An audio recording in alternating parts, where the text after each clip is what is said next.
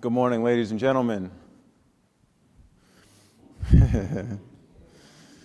That was a piece called Lake Isle of Innisfree, which was arranged by John's father, T.C. Kelly, and performed by his niece, Rachel Kelly, and her mother, Una.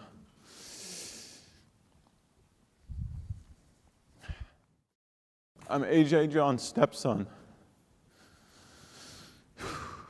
and I have the honor of being the master of ceremonies today. And we would all like to thank you for making the journey, whether a great distance or a short walk, to celebrate with us the life of a great man, one of the brightest lights we ever had the pleasure of knowing. So, to introduce our first speaker, John's brother Paul Kelly, and he will be followed by a musical piece, Haydn String Quartet, Opus 20, number 4, performed by Eugene Horgan, Greer Hart, Jimmy Brady, and Liam Fitzgerald. Also, to all the speakers coming up, there's a red button here. Don't push it, it closes the curtains.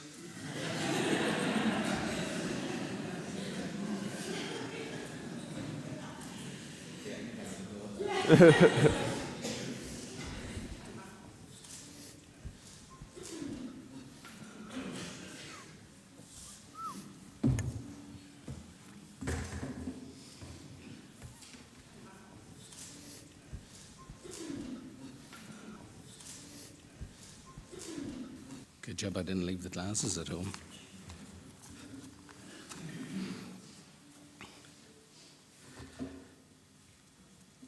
Friends and family of John Mary Sullivan Kelly, welcome.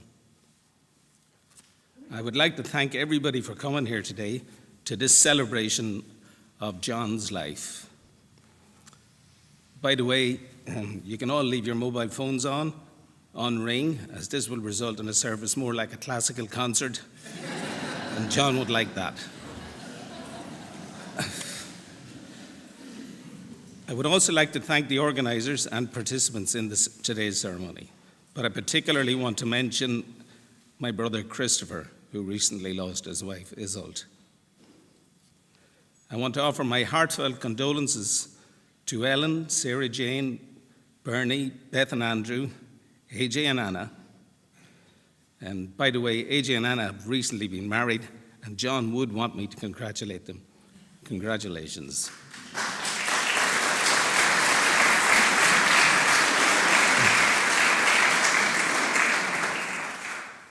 I want particularly to thank Ellen and Sarah Jane for bringing John home. As you know, John loved a homecoming. His homecomings were legendary, and they were many. They were not just to tell us about his travels, but really to tell you about where he was going next and why you should be going with him. When Christopher asked me to speak today about John, I immediately thought of movie titles, and It's a Wonderful Life is the one I settled on. I know he starred in his own version of Mission Impossible, but reading some of the tributes only reinforced these thoughts. Kind, gentle, polite, unassuming, supportive, encouraging, always smiling, optimistic, fearless, great crack, and handsome Now, ladies, there were a lot of handsomes. Let's face it, John was the JFK of our family. John was born on the 22nd of November 1954, a date he shares with his cousin Sheena, who happens to be here today, and her sister Otter'n, John's VVIP cousin, is also here. John arrived soon after Jerry and Chris, and very shortly before me. Robert and James arrived at slightly more respectable intervals. We became a band of brothers known as the Kelly Boys.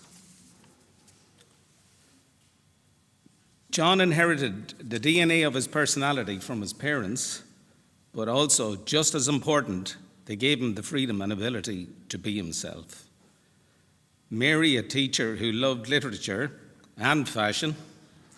Tommy, a teacher, musician, and also a bit of a dandy.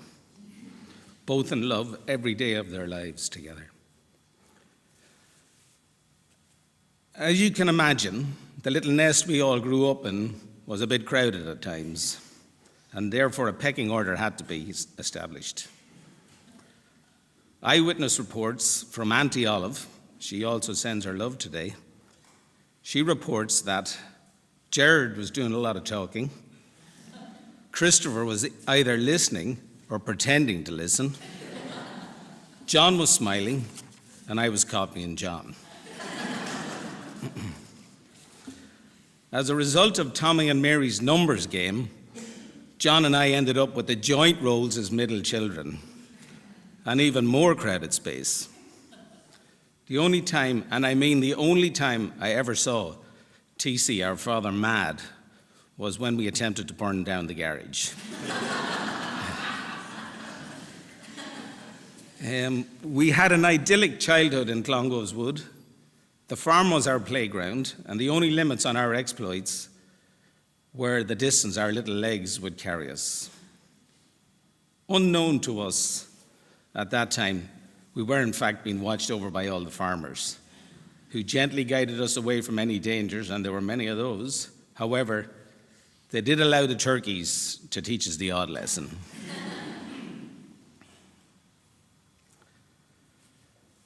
John's creative talents rose to the surface at an early age. He invented a case of temporary celiac disease. This meant a special diet of meringues, bananas, cornflakes, and some other wonderful creations by his mother, Mary. Meanwhile, the rest of us were munching on porridge and seaweed. Very trendy and healthy now, but not so much then, I can assure you. Anyway, this feat earned him the nickname Banana Baby.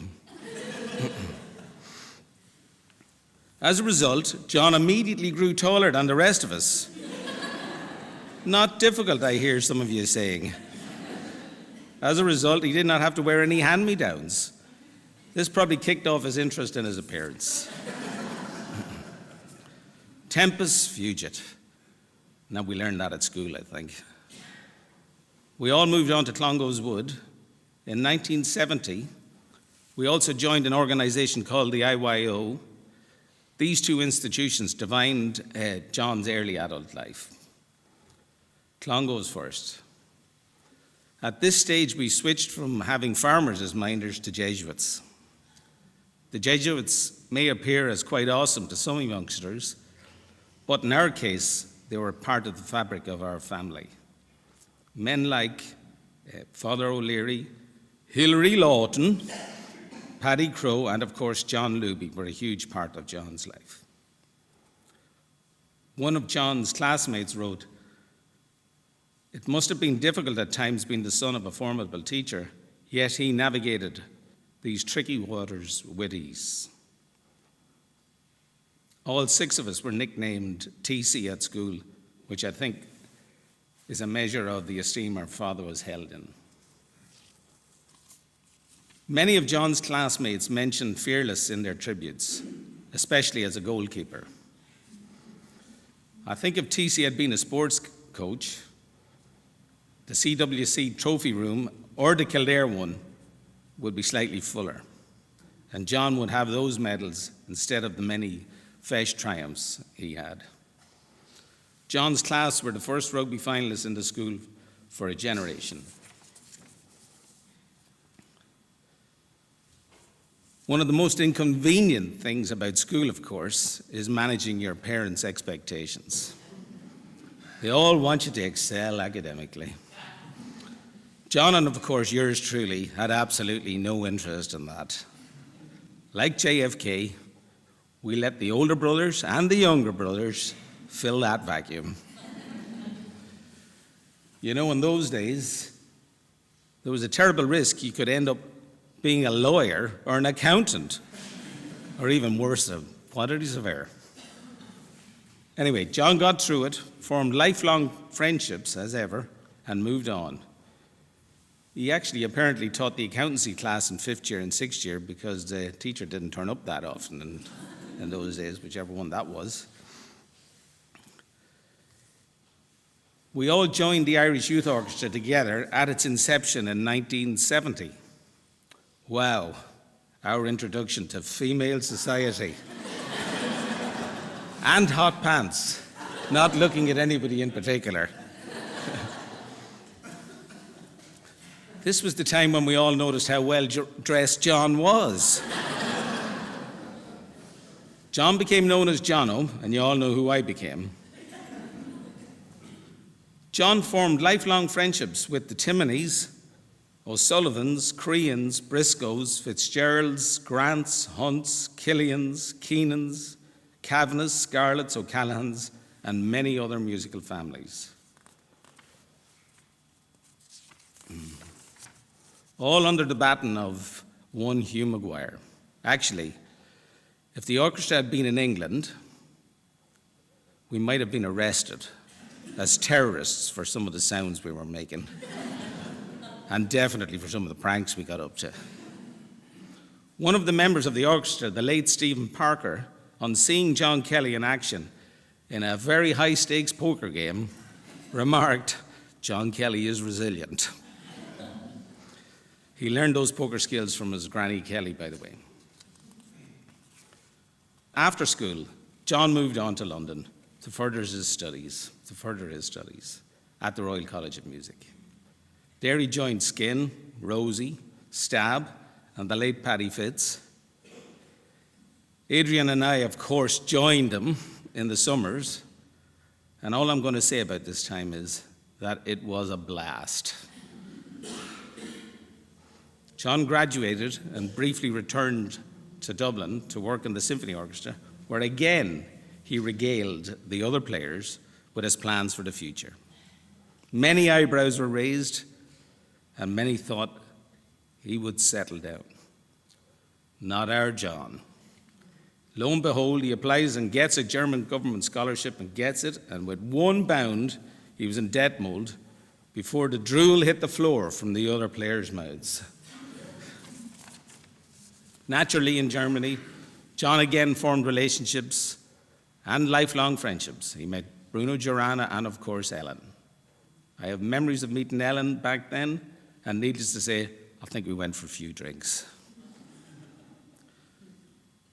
John returned to Ireland in the 1980s. He even briefly joined Jerry and myself in Cork. We were known in the family as the Cork Three. I'm not sure if we were ever charged with anything, but we served our sentences nonetheless. And Jerry appears to have got a life sentence.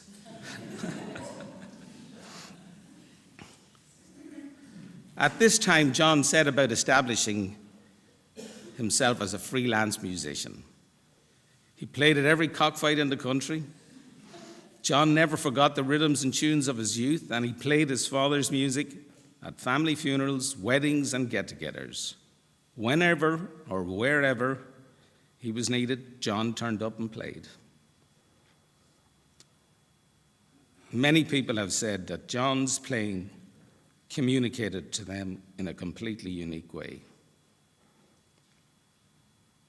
In the words of Billy Dunwoody, Jimmy Galway's teacher, John Kelly had the message. John brought his viola to Washington or the White House while I left mine on the bus to Galway and took the train to Cork.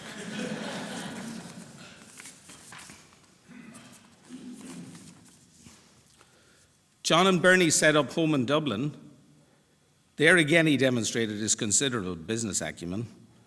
He bought a house off our company only to sell it back to us for 40% more before moving to Limerick. As you all know, John was appointed manager of the Chamber Orchestra. At the time, he said himself he was third choice, outside half for Pontypool. While given his chance, he stepped up to the plate. When John and Fionnuala Hunt, my sister-in-law, moved the orchestra to Limerick, the tectonic plates of classical music in Ireland shifted, and the classical landscape changed forever. It's really not necessary to say too much about this project, as the proof was in the pudding. I will quote one of the tributes, which went as follows. Thank you, John, for creating this wonderful musical home that is the Irish Chamber Orchestra, and thank you for all your kindness. I would like to, at this point, to thank the Chamber Orchestra for their wonderful tributes to John, and in particularly, I want to mention John's great friend, Jerry Keenan. The orchestra went from strength to strength under John's stewardship, and one of the greatest moments with the orchestra was the opening of the ICO building, where John unveiled a picture of his father, T.C., the inspiration to his life and career. The introduction of the teaching program for disadvantaged schools in Limerick inspired John to do charity work all over the world. John and Ellen returned to the USA, where they were just embarking on the latest adventure when tragedy struck.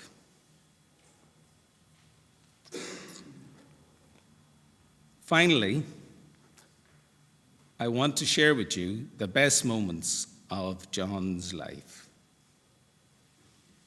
It was his role as a father where John shone brightest.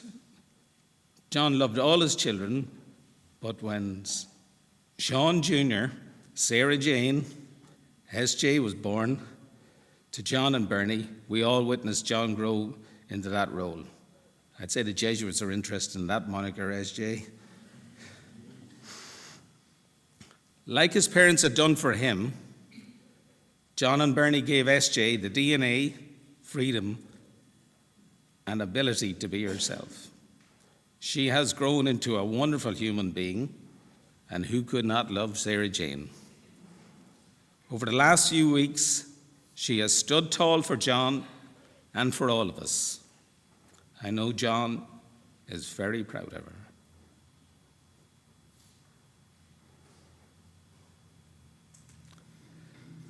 John Kelly was not defined by deeds, by successes, or by failures. He was simply defined by love. He demonstrated that in spades as a father. I'm going to say farewell to John now in his favorite words, but just before I have also to take my hat off to him for getting me up here to say nice things about him. When John's time came, I know he jumped fearlessly into the arms of his maker. So with that, I say, thank you, John, farewell, and God bless you. Thank you.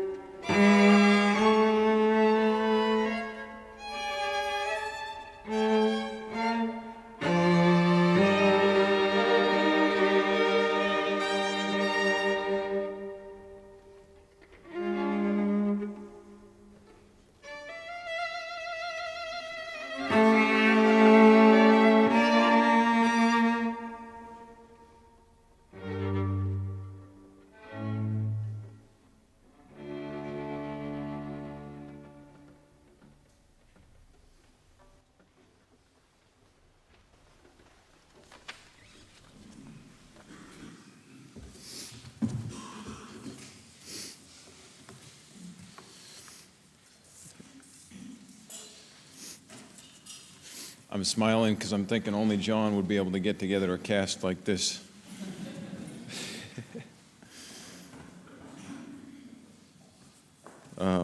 After our next speaker, we'll have one of John's favorites, Be Thou My Vision, performed by his brother Jerry Kelly, his wife Evelyn Grant, and their daughter Fiona Kelly.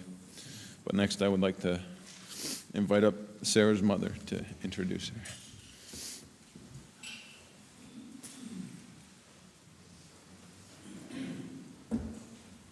Good morning.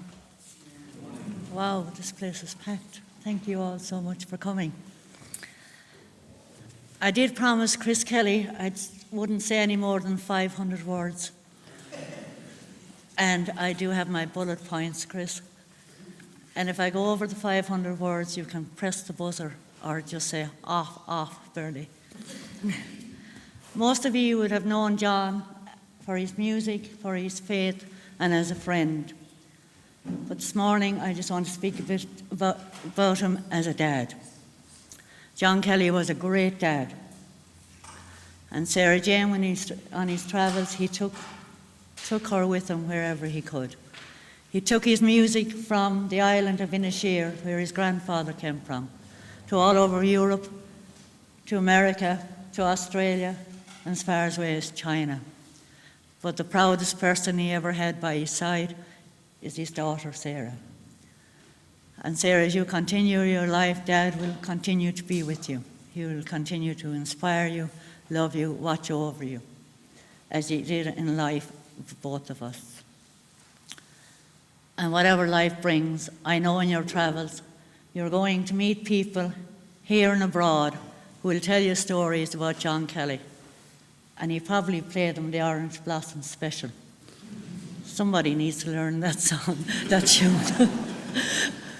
But Sarah, you can proudly walk away when you hear these stories and say, John Kelly, that's my dad. And on that note, it's my honour to introduce to you all our daughter, John Kelly's pride and joy, Sarah Jane.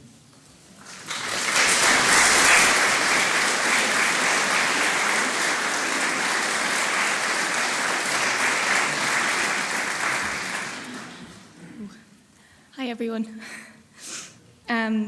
Thank you so much for all coming to celebrate Dad's life with us here today. And thank you to those all who've helped us organise this as we've been away for a few weeks. The support our whole family and I have received over the last few weeks, I'm lost for words. I don't think I'll ever be able to fully describe just how thankful we all truly are. I genuinely have the best of friends, the most supportive family, and the most amazing work colleagues who have been looking after me from afar. I'm in absolute awe.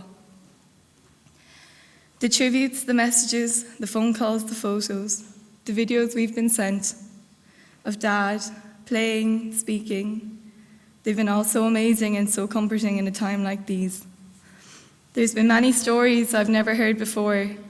There's been tears of joy, laughter and sadness, but seeing how many people Dad had touched and how much he's been honoured through the last few weeks, it's just made me realise how many people here in Ireland, worldwide, from his professional career to his daily life, how much he was really appreciated. John Kelly, my dad, where to even begin? One thing for sure about my dad was he loved to talk, like really a lot, which I'm sure the majority of you all may have noticed over the years if you were talking to him. It would be a rare occasion to see Dad speechless, or for that matter, quiet, unless he was reading the Bible, glued to his iPad, scrolling through his social media or reading some news story, or he was rehearsing or playing the violin. Dad was a storyteller, and the main reason he loved to talk so much was because he loved God and talking about him. But mind you, when it came to him listening at times, you'd have to kind of give him a bit of a nudge. I'd be asking him a question or just telling him a story to only realise 2 minutes into the story, he actually wasn't listening. Multitasking wasn't his forte at times. He'd just look up and I'd be like, Dad, Dad. He'd be like, oh yeah, SJ, what happened? A fish jumped over a tree. And he would just look at me with like with this grin on his face, and I just have to burst out laughing. I couldn't be mad at him. Dad was a great man with great faith, loved God with all his heart, and when he retired from the Irish Chamber Orchestra, he went around calling himself a professional busker. Travelling the world, playing tunes and speaking the word of God, he just absolutely loved it. It didn't matter if he had an audience of 100 people or just one person. He would have done it morning, noon and night. It filled his heart with so much joy and excitement, it was like he was a child again. Filled with so much love and energy, he loved playing the violin, he adored his family, and one thing for sure is that my dad, John Kelly, 100% lived his life to the fullest. Kind and generous, and truly the best dad you could ever ask for.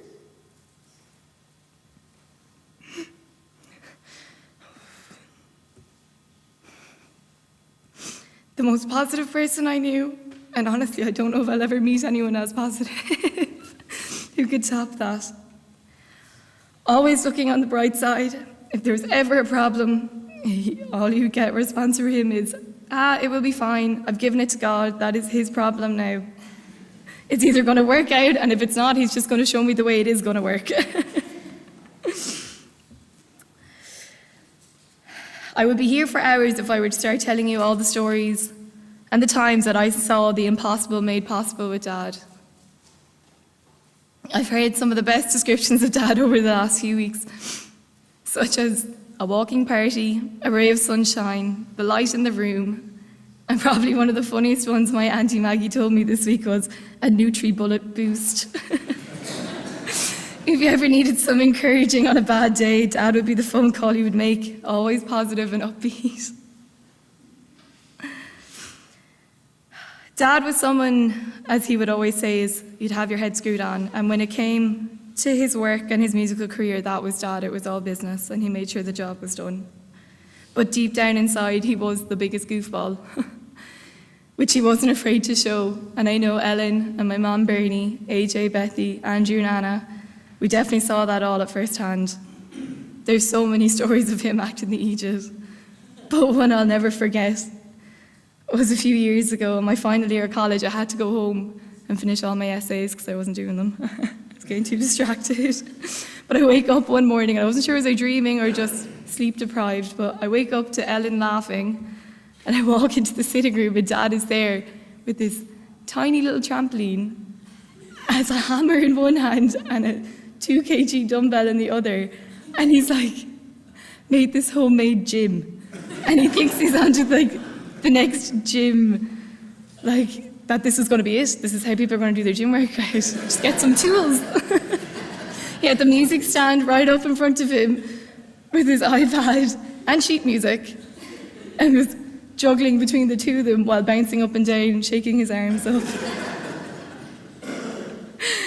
I just could, that was just Dad in a nutshell.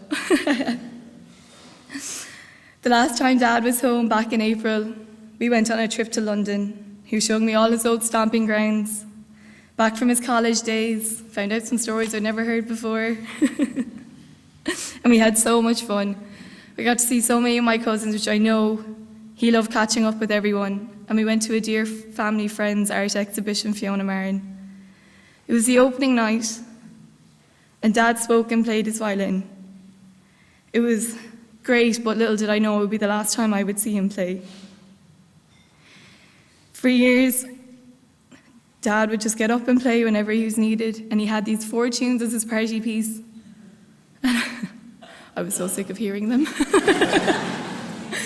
I know them note for note at this stage in the back of my head. But I would just love to hear them one more time and see him play. But I know I'll always have that memory. It'll always stay with me. Dad and Ellen moved back to America over 2 years ago, but without fail, he would call me every single day, and if it wasn't a phone call, I would have a text message on my phone saying, "Love you, SJ," or "How's the office?" or "How's today?" I'm used to being away from Dad because he used to travel so much. But what's getting to me the most is not seeing his phone calls come up on my phone. Or the message. It just all comes rushing back. That this is real and Dad has fallen asleep.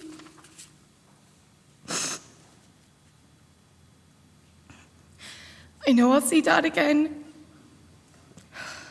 And I know he's with me every step of the way. This is just a new way I'm going to have to adapt to. But I can already hear him saying it. Just give it to God, SJ. He's going to mend your heart. Dad, I miss you so much, and I love you so much. But my heart is broken, and I can feel it mending itself back together right now, though, as I speak. As you always said, SJ, life's one big party with God, and we'll be celebrating her life for years to come. So thank you all for coming.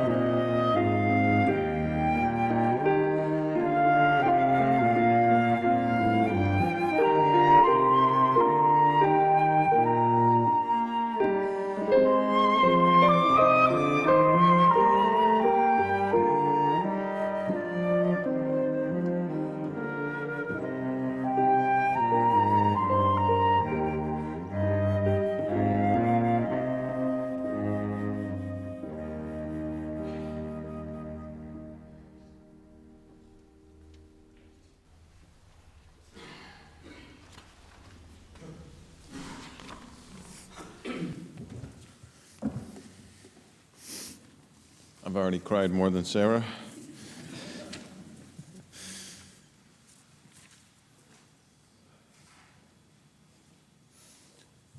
So the third speaker I'd like to invite up is one of John's lifelong friends, Carl Corcoran. And after he speaks, he's going to perform a song, which he'll explain.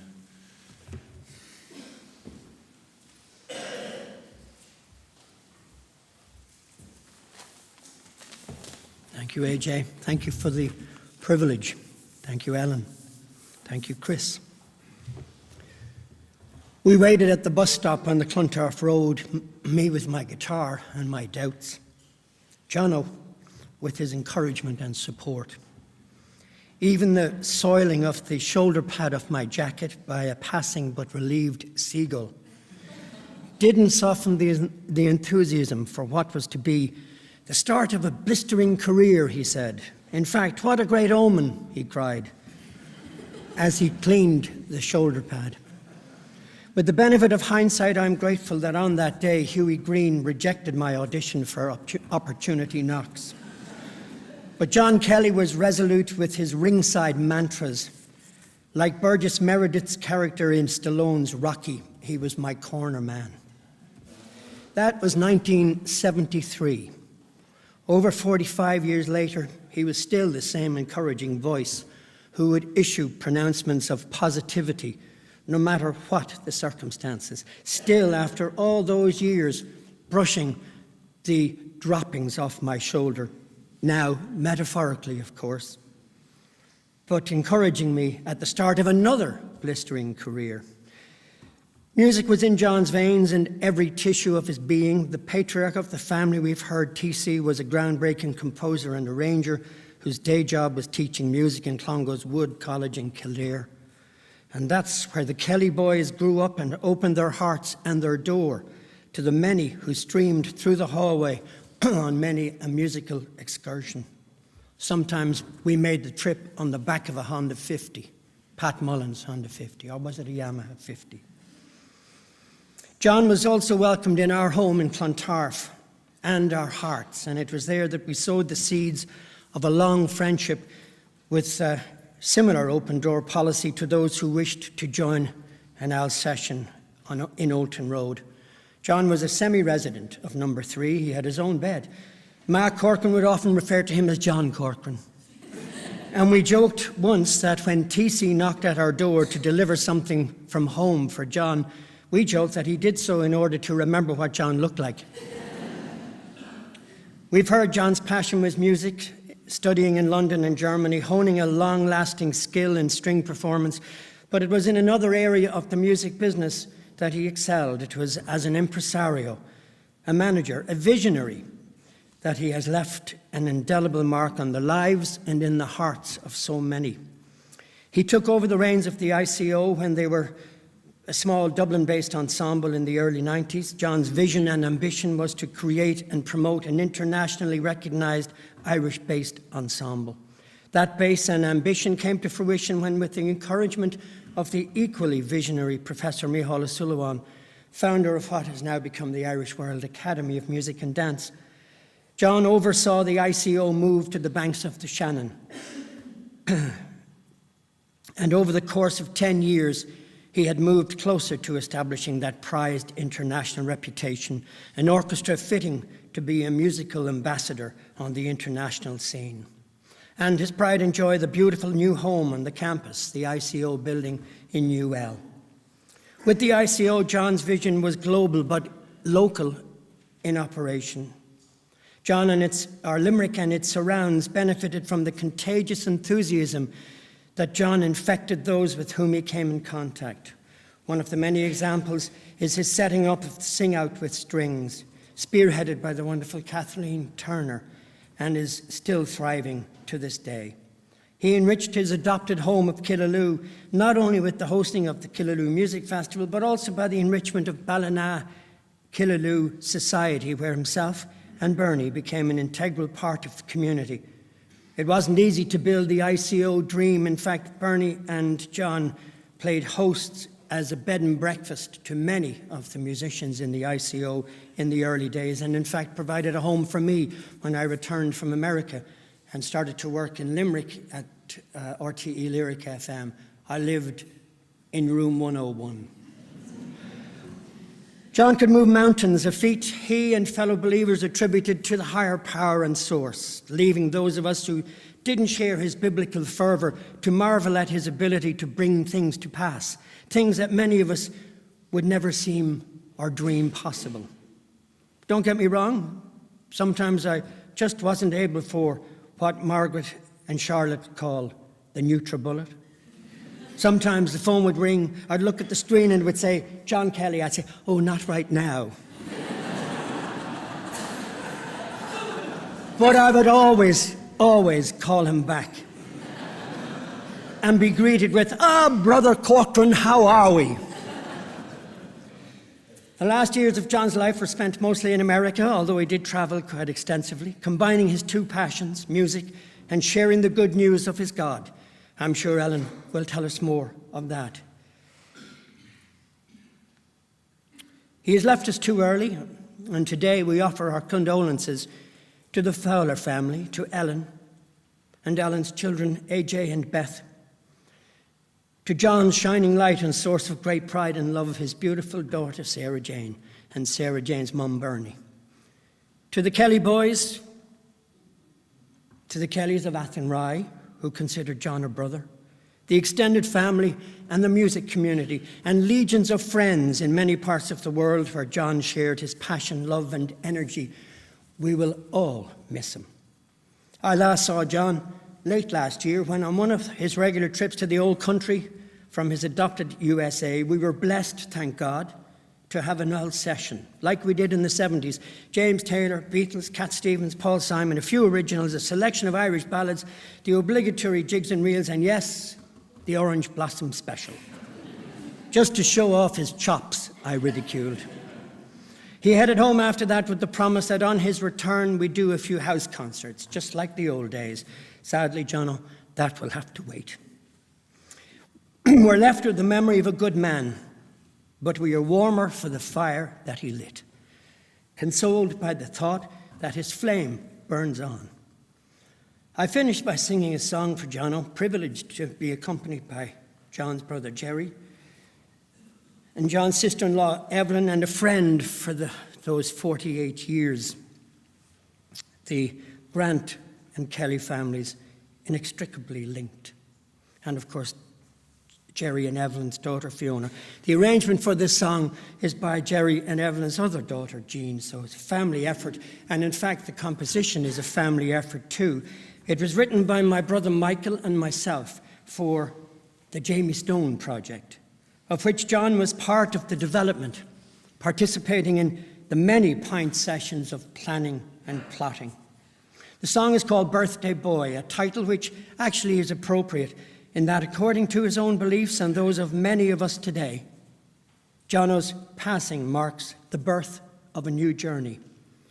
As Micheál O'Sullivan remarked on hearing of John's passing, he's crossed the river now, probably converting God himself. In my mind, he's definitely he's brushing droppings off somebody's shoulder pad. Yes day go raibh anam dílis.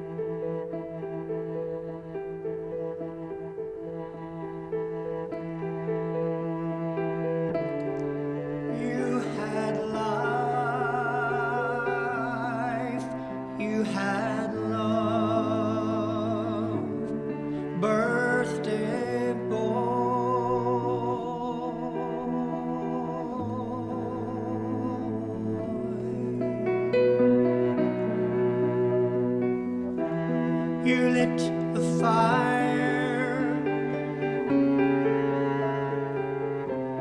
you rolled your R's and crossed your T's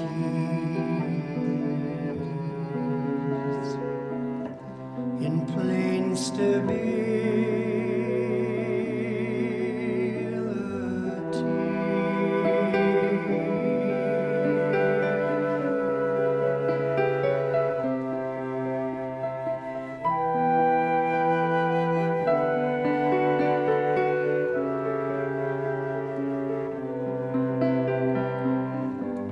And we all know the joy you brought so musically.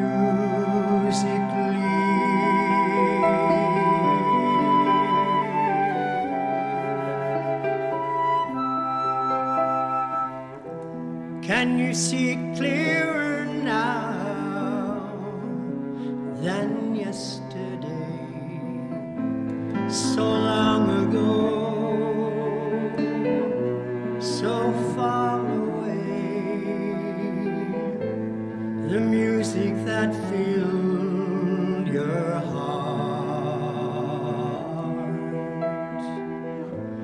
is softer now, somehow slow.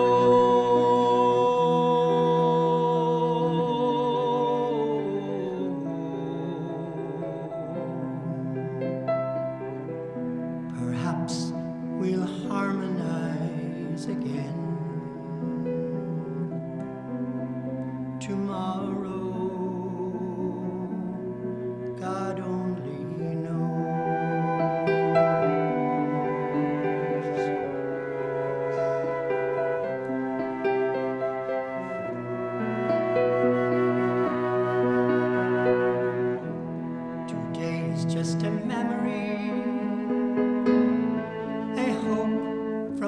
today. You loved enough to dare, and dared enough to care for friends you left behind.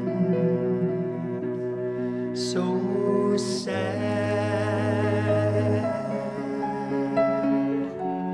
You changed a sanguine passion for the known out there. Speak to me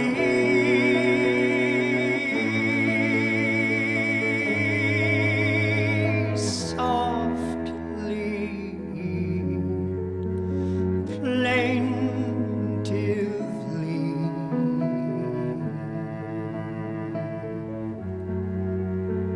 But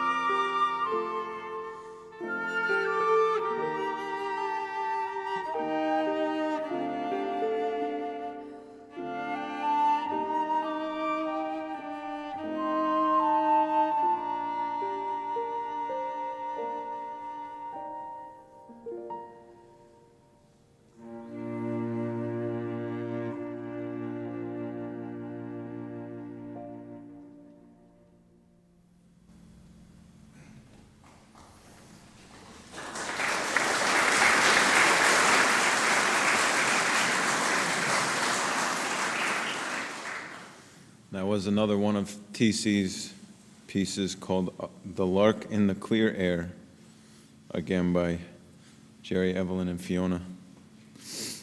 And our final speaker this morning, my mother and John's beloved wife, Ellen.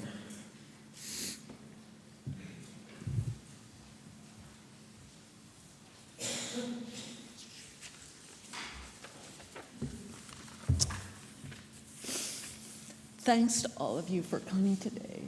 John or John. I know you would have been delighted to see each one of you here. I'd like to acknowledge some of the people who meant the most to John. First, his daughter, Sarah Jane, who was the light of his life. If you look at John's Facebook page, you'll see that every picture is of Sarah Jane. She has many of the qualities we loved in her father: a light heart and a ready laugh, a generous heart and deep loyalty to the people and things he believed in.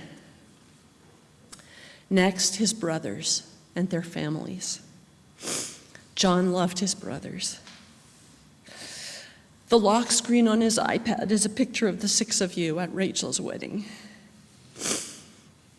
He spoke of you all often, always with great affection, and loved to be in touch with you. Although I came into the Kelly family later in life, your warmth and hospitality made me feel included. I also want to recognize Bernie, Sarah's mother, who worked out a strong friendship with John, as well as creating a parenting relationship that gave Sarah both freedom and support. Bernie also made me and my children feel welcome.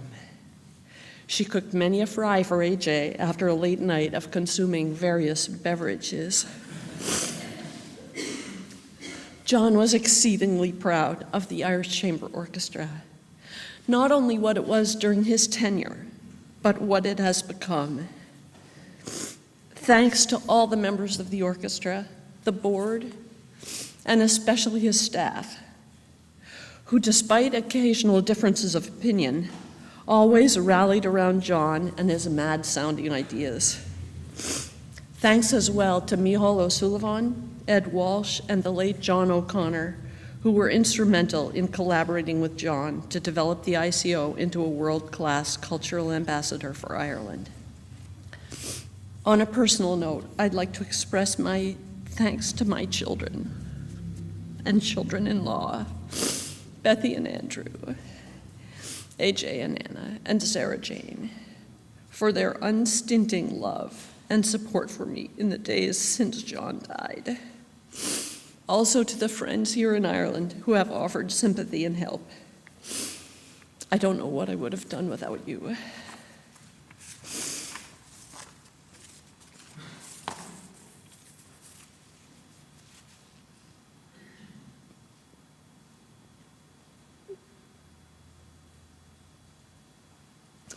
John was a gift to me. He was consistently kind and generous to me and my children, even during the first year after we moved to Ireland, when none of us was a joy to live with. He loved me without question, always to the best of his ability. During our 15 years together, both of us learned a great deal about how to love each other. Some of you may know that I was quite ill earlier in the summer. John was selfless, handling every aspect of my care with a ready smile, generosity, and competence. He called himself Dr. John and joked that he was going to get a stethoscope and a white jacket. I can't finish without mentioning John's faith and his musical ability. John was in love with the God he knew as a constant presence in his life. Many of you have experienced John's exuberant enthusiasm about his faith and his Lord. I can't tell you how many mornings he opened his eyes and immediately started talking to me about something the Lord had showed him in the night. In recent years, as you've heard, John spent a great deal of time traveling, playing his violin, and speaking to various groups. He believed that the Spirit would flow through him to reach people's hearts. I've heard from more people than I can count about how John inspired them and touched their lives through his words and music.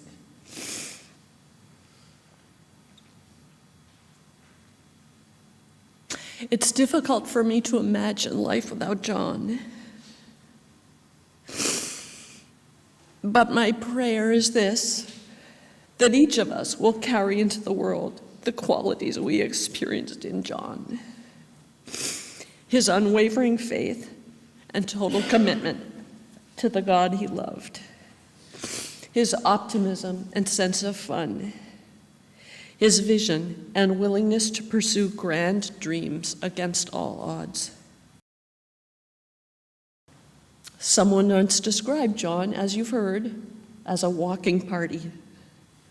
May we all continue to enjoy our memories of that walking party and honor him by living with his vibrancy and joy. Thank you.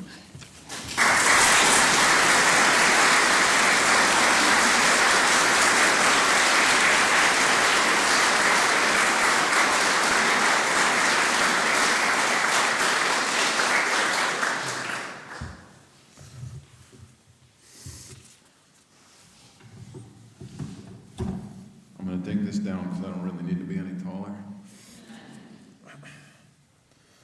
I just wanted to quickly say, as Mom mentioned, we weren't the easiest people to live with when we first moved over. The first time I came to Ireland, I had a black mohawk and some very ugly jewelry and big baggy clothes. Not exactly John Sensa's style. But he always loved us so well.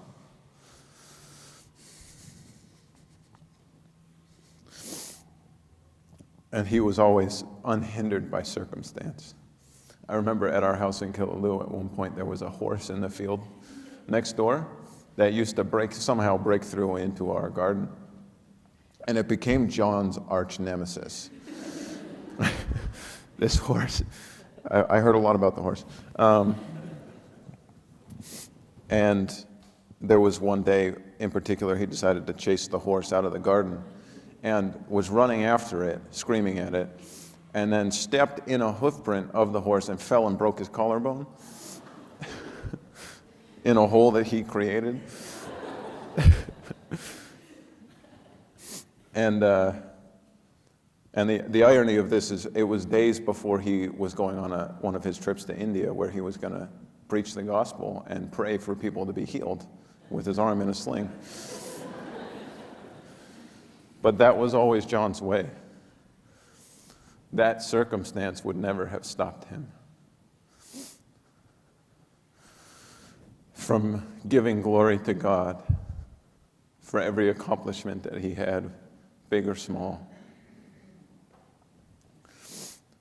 There's a verse in the Bible, it's 1 Corinthians 10:31, and it says, "Therefore, whether you eat or drink, or whatever you do all to the glory of God."